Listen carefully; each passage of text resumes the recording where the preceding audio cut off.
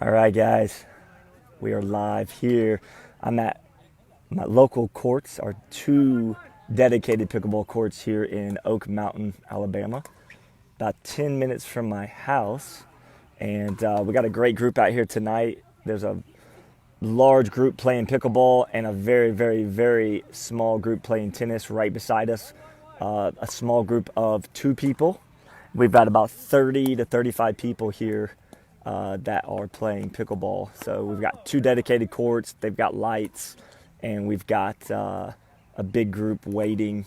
You know, you can only fit 8 people on it, the two courts at a time. So we've got a big group tonight. I was already here playing, so I figured I would just go ahead and conduct the live interview here for you guys at our local park. Hopefully we don't have any scallywags come over here and interrupt the interview while I'm conducting it, because I told everybody this was a very professional interview. Just kidding. It's not that professional, but yeah, so that's basically what we got going on. I don't know if you guys can hear the noise in the background. Somebody comment and let me know if you can hear the noise too much, if it's too much noise.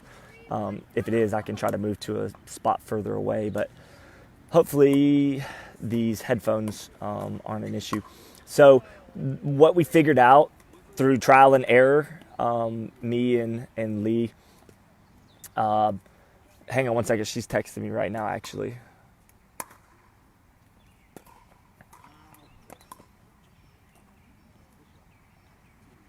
Hang on one second. Okay, so if one of you guys could share this on the pickleball forum, that'd be awesome. Maybe Beth, if you could share this. I actually got blocked for like 3 days. I've never been blocked from posting on Facebook before, but I think because I was sharing so much in the last 24 hours, I shared to like over 100 pickleball pages. So I think Facebook thought I was spamming people or something, probably. So I got temporarily banned from posting. So I'm holding Franklin X40 pink Franklin right here, just because I don't know, I happen to have it in my hand when we were about to start the interview. But nobody seems to be commenting anything. Can everybody hear me okay? Everybody can see me all right? That's Ryan the Rhino Sheffield that just walked by. Okay, thanks, Beth.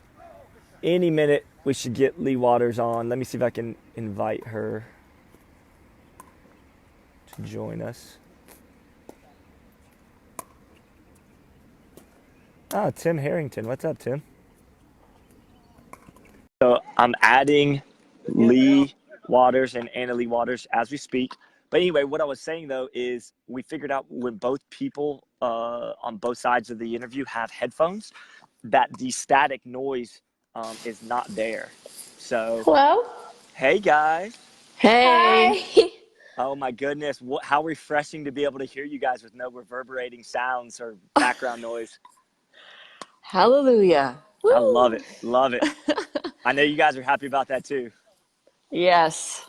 I think it was the headphone. Must have been the headphones. It was. I still don't have a way to verbalize it in words, but I just know that when we both have headphones now, when all three of us It are works. listening, it works. So we're just going to run with that. We're not going to overthink it too much. But I don't know if you guys can see in the background. Can y'all see there's people playing pickleball? Can y'all Yes. see that? Nice. So I'm at the local courts right here, and I got to play earlier at a different location and then came over here and thought I would just do it outdoors. Cool. Yeah. So, first of all, thank you guys for taking another afternoon to talk with me. No problem. No problem. Well, we tried to listen. My husband wanted to listen to the interview this morning, and that's when we realized that you really couldn't hear the first hour at all. So here we are, round two. Yeah, round two. Here we go. I think everybody that's watching or is going to watch this is going to enjoy this one a lot more, just because that static was almost it was so distracting. You couldn't, even if you could faintly hear you guys, it was hard to focus on what you were saying because of all the Right. Right. sound Definitely. like you guys were at the ocean. Well, we're not far. That's true. That is actually a real possibility for you guys. So, but okay, let's jump right into it. So we're going to go back through some of the stuff we talked about yesterday and give people a chance to really listen and hear what you guys are saying tonight. But let's start with you guys and your former days prior to pickleball. Let's start with what sports did you guys play? Leigh, first you. What sports did you play growing up, and what led you to getting into pickleball eventually? So let's start with that. Okay. Growing up, I played tennis. Mainly it was my main sport. But I also played competitive softball. I played national level softball until maybe my freshman or sophomore year, probably my freshman year in college, or excuse me, high school. I also played softball in high school. And then I think it was my sophomore year where I had to kind of choose between tennis and softball, and I chose tennis. I just like the individual sport, kind of being in control of my own destiny. And played 4 years of collegiate tennis at University of South Carolina.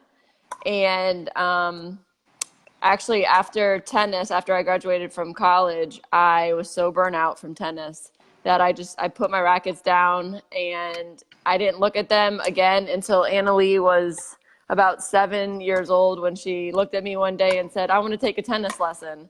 And I was like, what? Because I never, like, I knew I wasn't going to push her to play tennis, and I probably never would have even really put a racket, in her hand, but she really wanted to do it. And that's when I decided to pick up my tennis rackets again. And just when I was starting to kind of enjoy tennis and remember how to play was when we evacuated Hurricane Irma out of Florida a year and a half ago up to Pennsylvania. Spent 2 weeks up there while we waited for our electric to be fixed. And that's where we learned to play pickleball with my dad. So for 2 straight weeks, we played pickleball morning, noon, and night. And we were hooked by the time we came back. But my 2 main sports were tennis and softball growing up. Tennis and softball. How about you, Anna Leigh?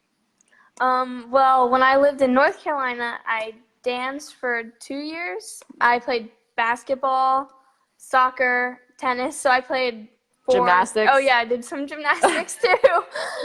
And then when we moved here, I quit dance and basketball, and I just did soccer and tennis.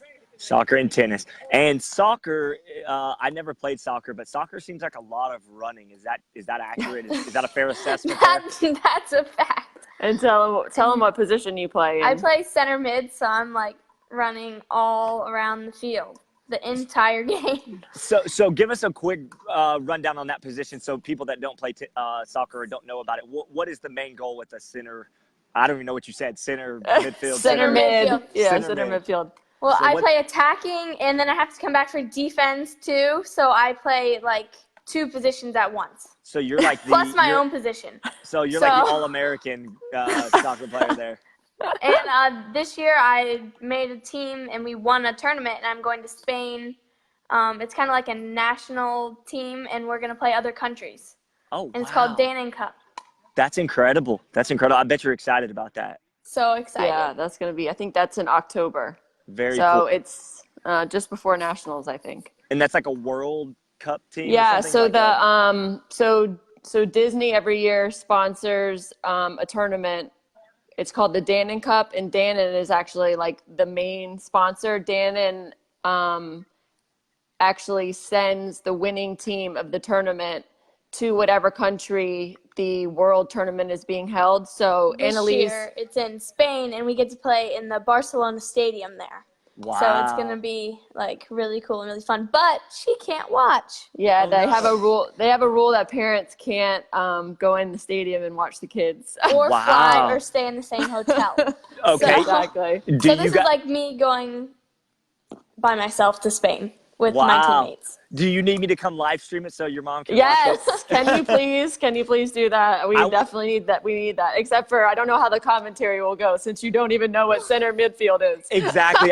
You read my mind because I was thinking I could probably fake it till I make it, but I would not know what I was talking about. So I would say a lot of things like looking up soccer things, like Yeah, what's yeah. offsides? What? Oh, the ball's out. It's a corner kick now. what we could do, Anna-Leigh, is just mic you with like a little earpiece, and we There could just you go. communicate, and you could tell me what's going on. There you go. You got it. You got it. But no, it's really so. Anyway, they formed a team. So she's on a team with girls from all around Florida, and her team won. And so Dannon's sending this team to play for the U.S. against like 10 other France, countries. Spain.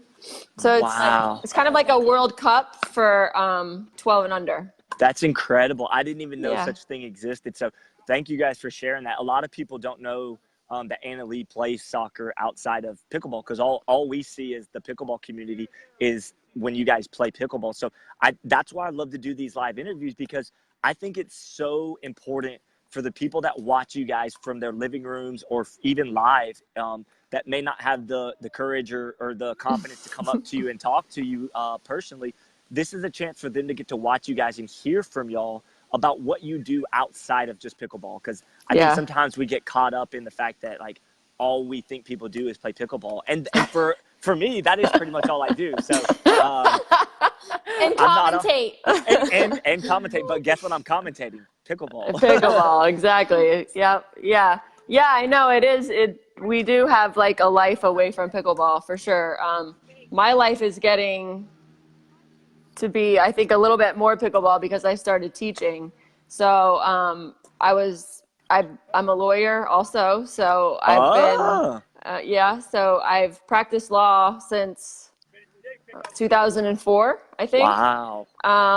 And the last 6 months, I'd say I've done less legal work, and I'm starting to teach pickleball and starting to travel a little bit more with the tournaments and stuff. And so for me, I think I have more pickleball in my life than I have probably in the last 4 or 5 months. I love it. And, it's a very addicting sport, but I think it's the most positive, impactful addiction somebody can have. And literally, I don't want to be over dramatic about this, but I've heard stories recently of husband and wives that have lost massive amounts of weight, gotten back into shape, are doing something together that they love. And I've heard of stories where somebody's been addicted to, drugs or alcohol, and this has been an outlet for them to get addicted to this and take their mind and focus off of something negative. So I don't want to be over dramatic, but like I said, it's actually saving certain people's lives right now across the country. Yeah.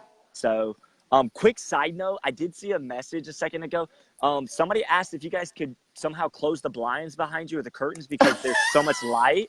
Is that we can possible? maybe turn. I wonder if we can turn. We don't have any blinds, but okay. Yeah, in Let us Florida, turn. they don't believe in blinds. And actually, we were in the other room, and it was even worse. So we moved in here. How's that? Okay, good. Is that better? That's a lot better. And that was not my request. That was at the request of Jack. Actually, Olmstead, It was kind of making me glow. Okay, we just pulled up the comments so we can kind of see what's going on here. Good deal. All right. Okay, so moving forward, let's take this next step, and the progression is naturally you start playing when you evacuated up north with your dad. You come back to Florida. At what point did you guys did you say, let's play a tournament? Like, what was the first inclination that, hey, we want to get into some tournament play? Well, I think when we first came back, our first move was the Delray Tennis Center, because we lived in Delray, and we played tennis there, and we knew that there were pickleball courts in the back of the complex. Of course, we had never gone back there to check it out, but we knew they were there. And as soon as we went back, we joined the club, the Delray Pickleball Club immediately. We got to know the members, and we found out, what was it, like a month or two later, they were holding their first Delray Beach pickleball tournament right there in Delray. Just right out of the gate. Exactly, right out of the gate. And so we were like, oh, okay. Convenient. This is convenient. Yeah. Like, we didn't even really know that there were pickleball tournaments. and we knew, we're competitive, so we were like, let's do it, and so I But think it was. Go ahead. You didn't play together though, correct? We did not play No. together. We did not, because at that point, She was Anna-Leigh, like I was 10. And no, I was 10. I was 10 going on 11. And you were like 3 levels ahead of me. Yeah. So At that point. I started. I think the tournament I played 4.5. 4-0 and pro. 4-0 and pro. I played pro women, 5-0 women. Yeah, I did. No, but listen. Okay, so I played 5-0 women, and I played 4-0 mix. 4-0 mix. With Neil Pop. And I played 3-0 women's, and then in the same tournament they bumped me up to 3-5 mix. So we had no clue what level Anna-Leigh was. Here she's a kid, and we didn't really know. We're like, oh, she's going to be playing all adults. We didn't know kind of where to enter her, and we asked, all the people that played, where do you think we should put her? And they said 3.0. Well, she goes in. She got paired. People. She got paired with her. I don't know if you know Stacy Townsend. She does the pickler. Okay, so they got paired together in that tournament. That's how we met Stacy. No way. And she and Stacy won like pretty easily, I would say handedly. And so after that, they told Anna-Leigh, you can't play 3-0 anymore. Then so in the middle of the tournament, they bumped her up to 3-5. That's incredible. So she played 3-5 mixed. And won that. Did she win that one? No, I didn't medal in that. No, she played with another junior. She played with another junior beginner. But played the adult division. But played the adult, division.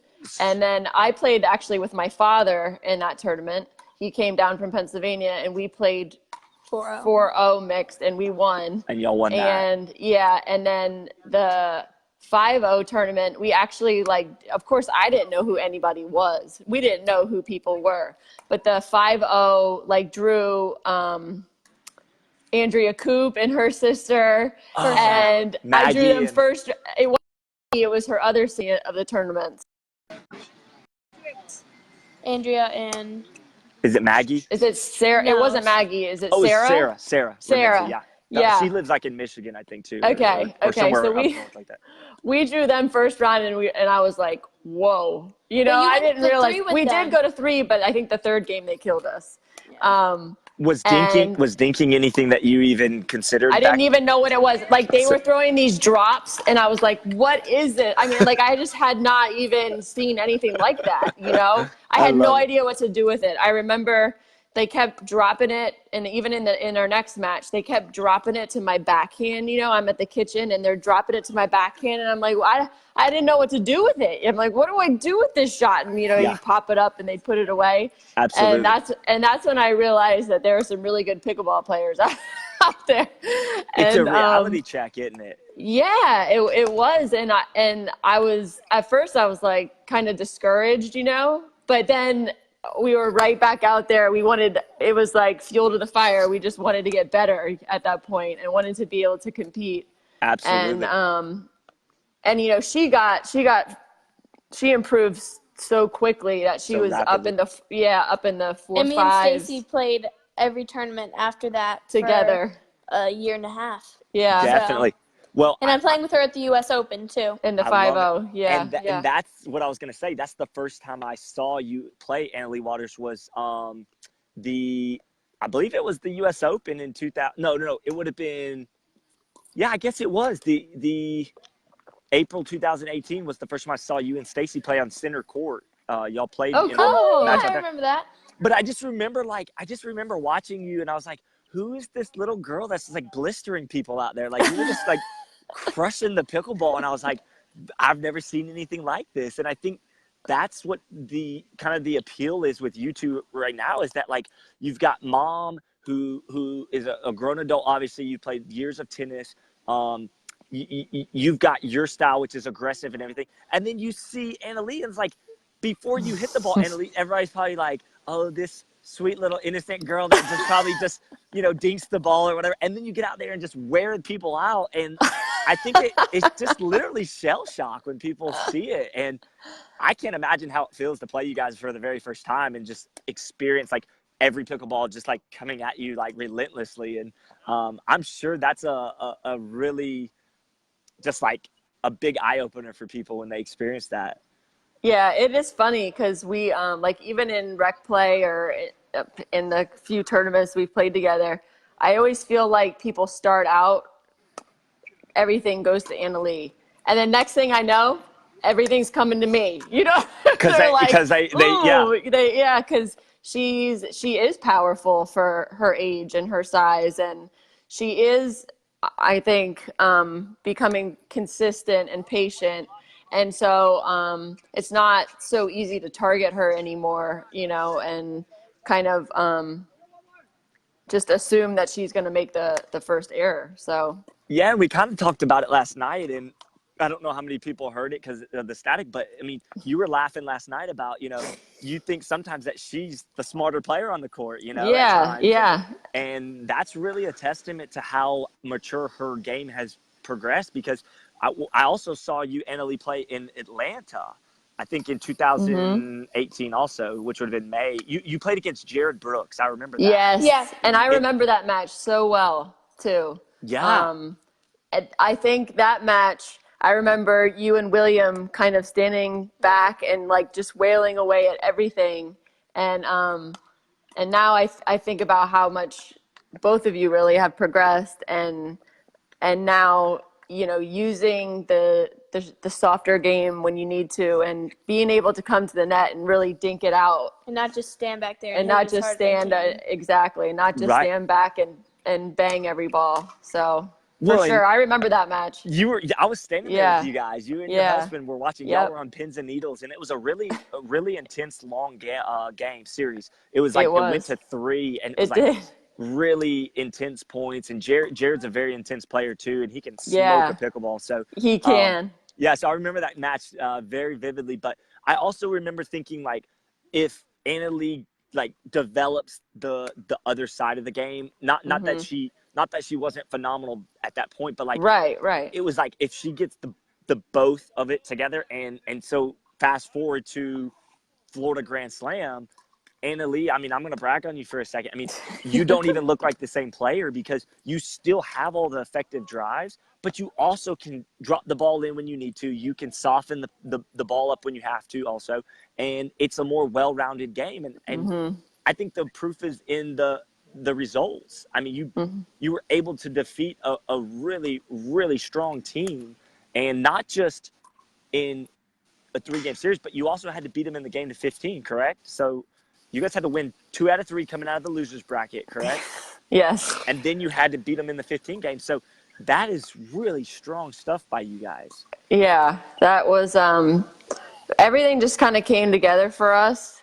We were, I think we had a little bit of confidence going into that final, because we had, when we met him in the main draw, we went to 3, so we had taken 1 game. So we felt like we could do it. You know, we didn't go in like thinking we had nothing to lose because we had worked. We wanted it so bad because we had worked to that whole back draw, and we finally got there, and we were. Yeah. It's go time. And then it's go time, and we really just we said, let's just play our game. Let's just take 1 point at a time. Let's stay positive. And I think we were super focused. I think we were just kind of lasered in, and you know, between every point, it was total positivity, you know, great shot or good try, or I like where you were going with that, or let's take a timeout. Yeah. Timeout. Or mom saying, I don't want to take a timeout. And I don't want to put your paddle down right now. She just calls that timeout. She does. You know, timeout. I think that's great. If anybody watching and listening right now, just really hear what Leigh said right there. The positivity is so crucial, I think, with a team, because if you have one person who's negative, if every time the other person misses a shot and the eyes roll, or the shoulders shrug, or you just get negative, that can affect your teammate more than anything else really can. And I think it can spiral out of control very quickly if you let that happen and that stuff start to creep in. So congratulations to you guys for staying so focused and composed right there. I mean, that's a big deal. Yeah, and I think that's one reason why we play so well together, is because we're totally comfortable with each other on the court. And though we might argue a little bit in rec play or open play, we really don't when it comes time for a tournament, and we're super supportive, and we don't have to worry that the other is gonna, roll their eyes or give us that dirty look or make the comment, and we also sort of have, I talked about it a little bit last night, I don't know, some kind of like family mother-daughter intuition. I mean, we just kind of know, we just sort of know where the other person's going to be on the court, what shot they're going to take, who's going to take the ball. That we have very little of that confusion in the middle. I love it. Yeah, and so I think it makes us a stronger team. Yeah, and you touched on this last night, and when I heard you say this, it really kind of made sense in my head. You were saying, because somebody asked about the middle ball, do you guys argue over that? Like, they call it the divorce shot. Yeah, and I remember you last night said, sometimes, like, yes, you are both going for that ball, but one's usually staggered behind the other. Yes. So it's not like you're going to bump heads if you get too close to each other. It's kind of, it's almost like you guys kind of know how to stagger effectively. Exactly. In fact, I think when I'm in the middle and Anna Leighs off to either side, I'm pretty sure I'm like a step back. And that's to cover the middle and give myself extra time in the middle for an aggressive shot from the other team down the middle. It kind of gives me that extra second. And I'm pretty sure that you do the same thing. Mm-hmm. I know Anna Leigh plays a little bit behind the kitchen, which we also talked about, I think, last night, which is a little it's a little unorthodox. Yeah, not really what is taught to the everyday player, which is, pretty much to stay on that kitchen line and everything out of the try to take everything out of the air, try not to go backwards, but I think Anna Leigh and I both, whatever your name is, I think it's half of yours, so you should know it. She's just nervous. She's just got camera jitters I'm right now. I'm tongue-tied. Exactly. She's not playing with the rubber band today. Yeah, I don't have my hands tied up today. Where is the rubber band? I wasn't expecting it. I know. That was so funny. So anyway, Anna Leigh and I think kind of moved back and forth off the kitchen line. And I think that's we move back for two reasons. We move back for defense if we need just that extra second for the block. But we also move back to be offensive because sometimes if we let that dink drop and we take a step back, now we can be offensive. And again, that's obviously not everybody's game, and I don't suggest that it's everybody's game, but we're looking to be offensive as often as possible. So sometimes we will step back and try to, take a mini ground stroke from the kitchen line. Sure, absolutely. And I think, we talked about this a little last night too, is the game is changing in some regards, but there will always be the idea that the third shot drop is the most effective way to get up to the kitchen. However, with you guys, and we talked about it, and it does make sense. When you have two people on the same side of the court that can both effectively drive a ball, and you don't know which one's going to drive it first, or if, like we talked about, like I kind of joked about it, but like one will drive and the other one cleans up the mess. And what I mean by that is if you can't handle the pace and that ball comes low over the net and you have to angle your paddle up just slightly and you pop that ball up at all, one of you guys is coming in to take that next one and just put it away. So that, I think, is the dynamic that makes it work. If Leigh, if you were the driver and Anna Leigh was just so defensive and conservative, I don't think you guys would have the same effectiveness. I'm just being honest. Like, no, I agree. I just don't think you guys would get the publicity that you get about the whole driving thing, Right. So Jack said, when you guys stack, is it to put Leigh's forehand in the middle or Anna Leigh's backhand in the middle? It's to put Anna Leigh's backhand in the middle. Because my forehand in the middle. Is that because Anna Leigh, is that because you're more comfortable with your two-handed backhand? It's just to keep me on the power side, really. Yeah. And like she said yesterday in her dinks, she would prefer go backhand, and I would prefer to go forehand. So it's really kind of both.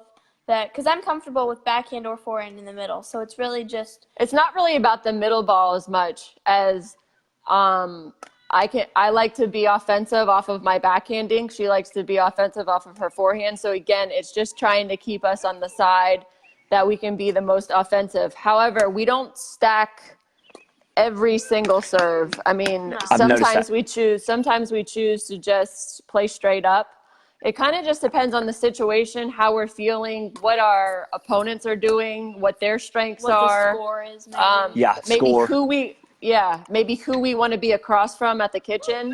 Absolutely. We play with a lot of strategy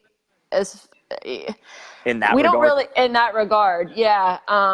And it really sometimes develops, mid-game. Like we might not go in with that strategy, but like mid-game, I like it when I'm across from so-and-so because I can really be aggressive and they don't seem to be able to handle that, or Anna-Leigh, you're so good at that cross court with that person. X or with Y. X, Y, and Z, A, B, C, D. What happened to A, B, C, and D? Yeah. Those are the line judges. Yeah, exactly. So that's kind of our deal with stacking. We don't always start out with it. We don't always do it every time, but I do like to mix it in. I think it's good to make your opponent see different scenarios and have to adjust to it. So sometimes we just throw it in for the heck of it. Okay, so I had thought of a question last night that I forgot to ask. I freaking love the Ernie shot, the one where you jump the kitchen and hit a shot like that. Do you guys ever do that in a tournament in rec play against each other? Okay, so Anna-Leigh loves it. But in the Simone-Corinne match, Mom did her first Ernie ever. I did my first Ernie ever, but it was in I'm pretty sure it was in the one that we lost. It wasn't? No, it was okay. So I did my first one ever. I don't think I hit like a winner off of it. She just kind of like put it back. But it was successful. It was a success. It was successful. Anna-Leigh uses it a lot. I don't know if you did in the tournament, but in rec play, she uses it a ton. Wow. So she really likes it. I love that. You know what I found is that if you have a partner that can drop a ball, if you could have a partner that can drop a third, let's say you're both right-handed, and and let's say Leigh Waters, you're going to be on the left, right? Right. And Anna's on the right. If Anna can drop the ball with some top spin and pace cross court to the person opposite of her, and that person can't hit a rolling dink back to her forehand, then you can basically just run up and fly in. Absolutely, because what you realize is that person can't roll that ball hard back to Anna-Leigh. So that person's either stuck hitting a ball where you can Ernie, or if you jump to it and they do get it back inside of you where you can't Ernie it, all she has to do is basically take one step over and then just dink it again. And cover it. So basically you can basically pinpoint how to isolate that person. So we were doing that as a strategy, me and a partner, and it was really working well when we had that guy. He was the other guy could do it, so we never isolated that guy on that far side, but it worked. So all I'm saying is you can actually the flying Ernie. You're gonna fly in. That's pretty cool. I like it. Yeah. David said, "What was it like to play against each other in singles at the Texas Open?" It was awful. Twice. It was terrible. I will never do that again. Well, she despises singles. Okay, so you were there. Yeah, I was actually filming it. So I actually got in trouble. I got in trouble because I was live streaming at the same time the USAPA was streaming.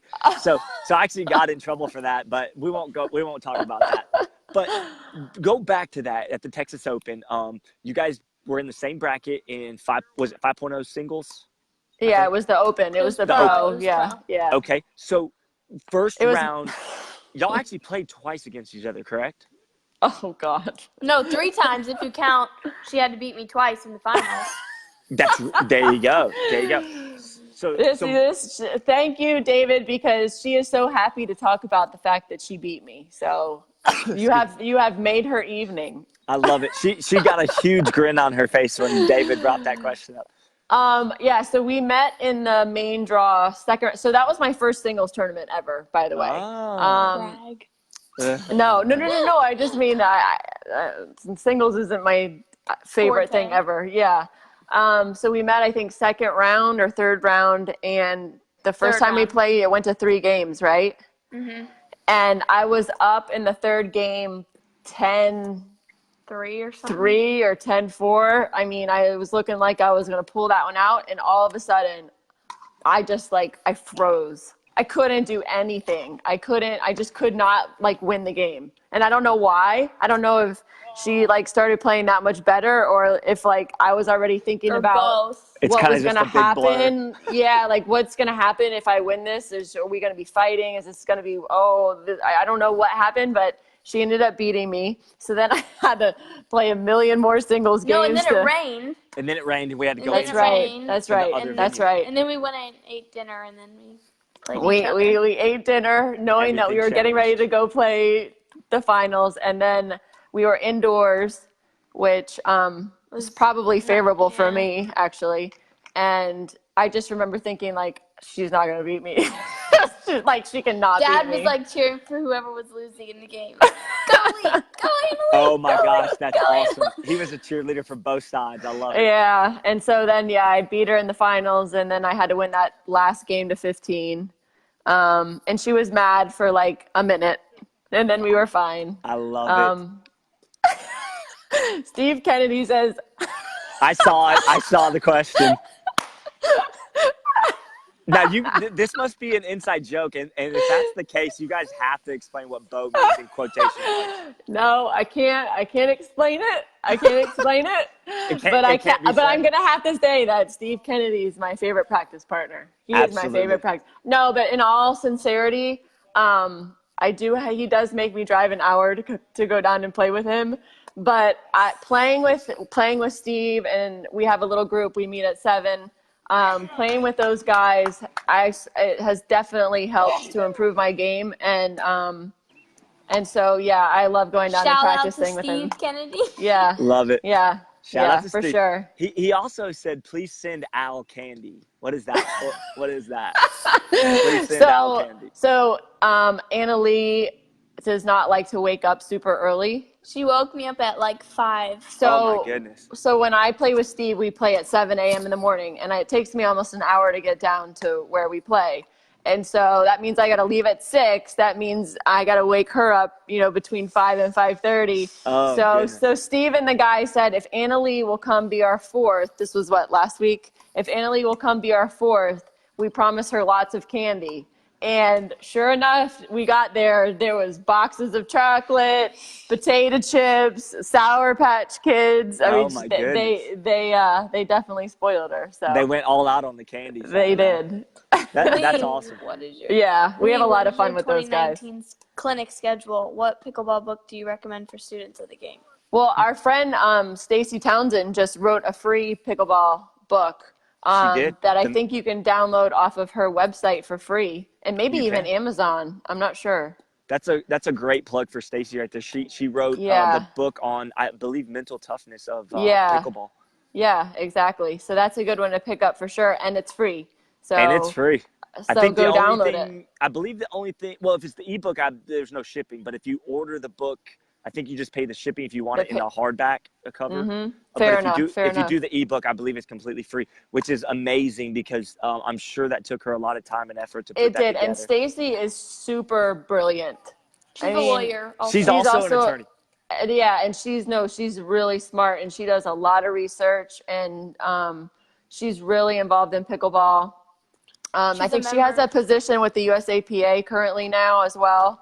So definitely pick that book up. And then as far as my clinic schedule, right now I'm doing a lot of stuff locally, but I'm starting to book. We're starting to talk about traveling and doing some clinics, doing some pre-tournament clinics. And I've got some in the works, but they're not in stone. So I don't really want to plug it because we won't go into detail, but things are happening. And as soon as I know, it'll be on my Facebook page for sure. So remember that'll go on her Facebook page, guys. So she's not going to go into detail now, but hey, also I just noticed Tyler Wren joined. So we've got all the big dogs coming out to watch you guys tonight. So the cool thing about Tyler Wren is he is one of Anna-Leigh's mixed partners. That's right. That's right. So the two of them played together at the Texas Open and did really well. And then they're going to play this year together at TOC. Okay, So so that's exciting. That is very exciting. We want to kill two birds with one stone here. The Texas Open, which was their first annual Texas Open, you guys were there. You guys played women's doubles together for the very first time there, correct? We did. And that tournament was one of our absolute favorite tournaments. They did such an amazing job. They made everybody feel super special. Just the way they ran the tournament, the food, oh my gosh, the events, the way that they had the backup courts, ready to go like they did, because it ended up raining. Unbelievable. And it was so hot. I just love that tournament. Posters. I mean, that's what I mean. They had these extra little touches that just made the tournament kind of stand out. And absolutely, without a doubt. We can't wait. We cannot wait. We were actually like, please don't let her Spain soccer trip be at the same time as the Texas Open, because we really want to go back for Texas. Well, clearly she would just have to miss the soccer tournament. I know. We would just have to miss Spain. I mean, we just have to go to Texas. No, I'm just kidding. Go ahead. No, I'm just glad that you guys are putting that back on the calendar, because I'll be there for sure 100% also. And I think anybody listening or watching, that is not a shameless plug right there. That tournament was absolutely done amazing by Gina Stasny and her crew. Yep, and they went above and beyond. For anybody that doesn't know what they were talking about, we had an outdoor venue there that had like 20-something outdoor courts. It was a beautiful facility. Like day 2, I believe, or day 1 or 2, it rained us out big time. Day 1, I think. Was it day 1? So it was like day 1 halfway through. It just completely rained us out, and thunderstorms for the rest of the week, I think. So what they did in a matter of just hours was lock down a location about 25 minutes maybe from there. That was an indoor tennis facility. And I got to tell you, I've never seen it done so flawlessly. They transitioned so nicely. Yeah, that was awesome. But yes, that was the first. So not only did we play each other in singles, it was the first time we had ever played a tournament together as a team. Go ahead. Sorry. Go ahead. No, go ahead. Well, I just remember I was doing the commentating with Craig Bell up kind of above you guys, and we had the cameras on the court when you guys played Lucy Kovalova and Sarah Ansberry. Yep. And that was some of the most fun pickleball to watch. Just back and forth. It was very contrasting styles by all 4 players. Yes. I just thought it was great pickleball. Yeah, and we actually had met them also in the main draw, and we got killed, I think. Yeah, I do. It was it was like a 10-2, 11-2 or 11-3. Something. And we came off the court and we were like, whoa, that was fast. What just happened? Yeah. And I think it was a little bit of nerves. Neither one of us had ever played Lucy before. She's very powerful. And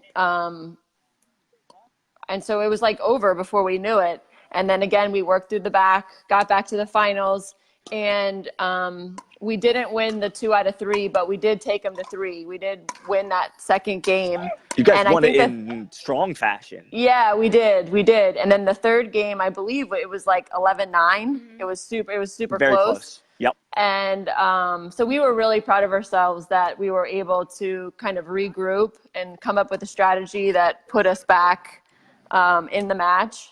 And I think that match gave us a lot of confidence to be a team in the future. And play together. For sure. And so yeah, the Texas Open was all around success for us, and excited to go back. That was the tournament that I remember watching you guys, and y'all did not come out on top in that gold medal match. You ended up losing that 2 out of 3, but I remember walking away from that tournament and thinking in my head, these two are going to make a big splash in our sport. And I'm telling you, like, I guess DJ Howard was the first to like verbalize it, right?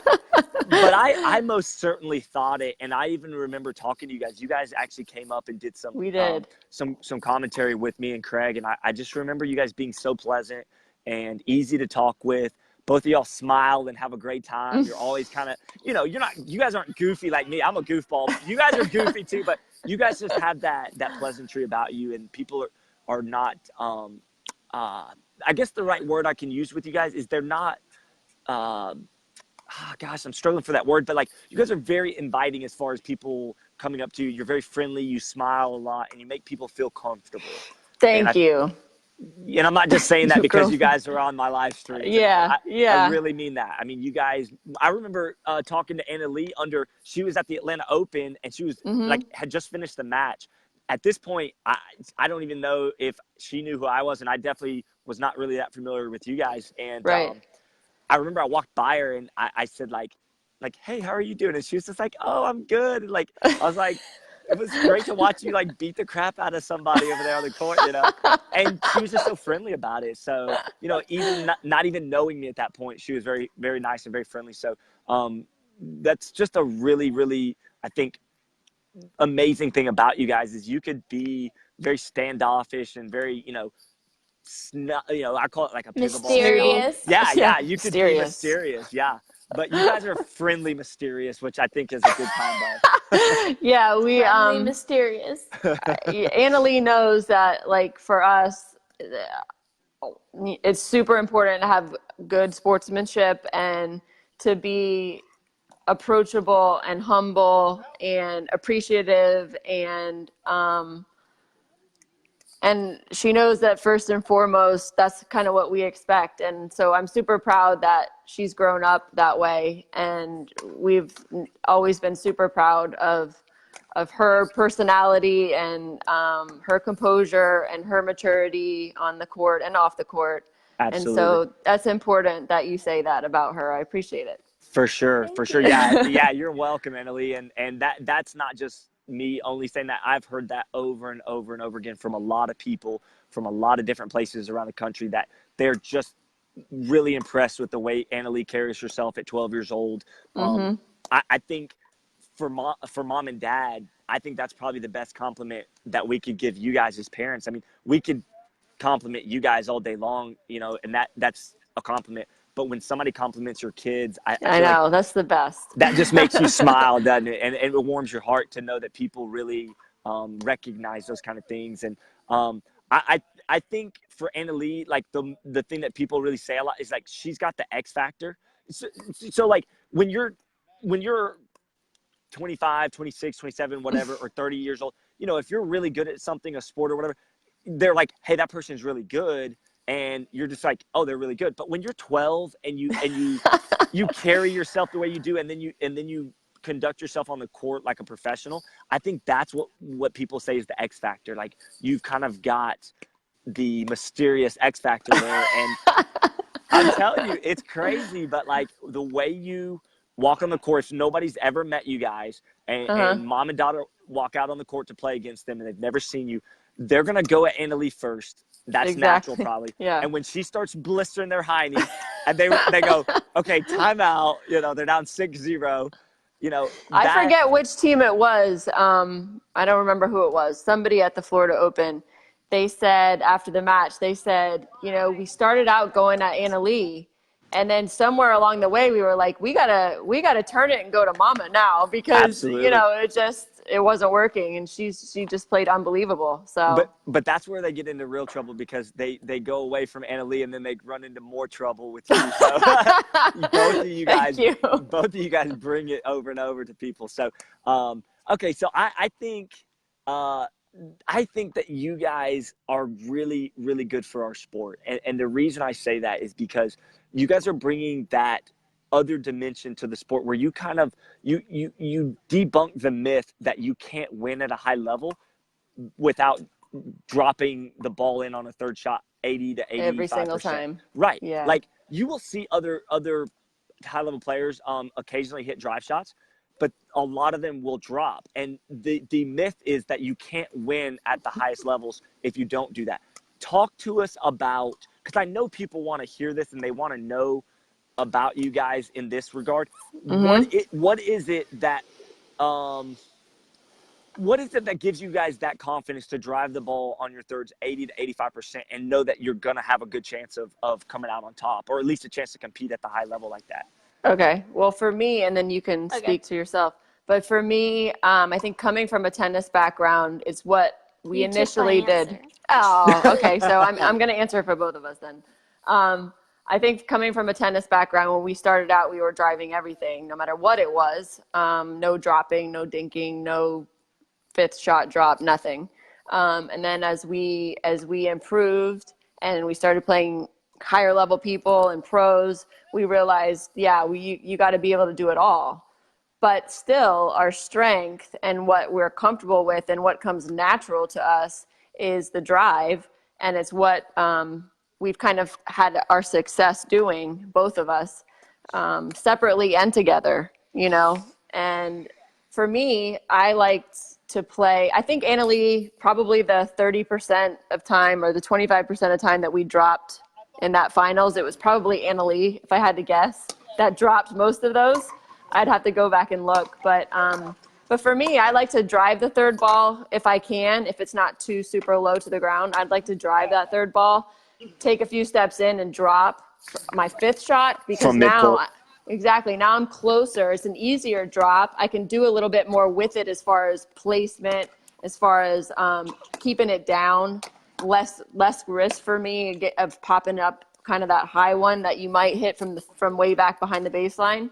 And then also, so now I've dropped in midcourt or even a little bit closer, and now I'm 1-2 steps away from the kitchen. So I can drop and then be right there at the kitchen to try to be aggressive, try to really take advantage of that drop. Whereas I feel like if I hit a bad drop on my third shot at the baseline, I feel like I'm in trouble. You're If I hit immediately going to defense. I'm immediately in trouble. If I hit a bad drive, and this is just me personally, my experience with my drive, if I hit a bad drive, I'm usually not in as much trouble as I would have been with a bad drop. And so I'm just more comfortable, confident. I feel like it works better for my game if I can drive the third ball, move in, drop the fifth, or if I'm lucky, maybe I get to drive 2 in a row. That doesn't happen much. I don't think that happens much where I drive 2 in a row, but it just puts me in a better position for my game. Do you have anything to add to that? I think you drop a little bit more than I do, but a little bit. Go ahead. Go ahead, I'm Anna-Leigh. comfortable dropping and driving, but like she said, it's what comes natural, the drive from tennis and pickleball. It's kind of the same sport, but it's not really the same sport. So, like some comes from tennis, but also the drop. You never hit a drop in tennis, so I had to learn that skill as I played more and progressed and saw the level of play and how you can't just drive everything. You can't just whale the ball all the time. You have to be able to do both. Awesome. Do you find, Anna-Leigh, that coming from tennis, do you find that, I saw that with Steve. He's always goofing off, isn't he? Steve, are you ever serious about anything? No. He's always cutting up. That's why I love that guy. And I got a quick story about Steve in a second, but I want to finish this thought real quick. Yeah. Do you feel like, Anna-Leigh, that coming from the tennis, where you're hitting a lot of top spin and drives and stuff from tennis, when you started to develop that third shot drop, was it easier for you to learn how to drop with top spin from the forehand and backhand side versus cutting or slicing it? Definitely, because I hit a lot more topspin than Mom does. Mom hits more flat. So I'm always hitting topspin. Even my dinks have a little bit of topspin on them. So I take my paddle face and I kind of just like tilt it back and I just like whip it up and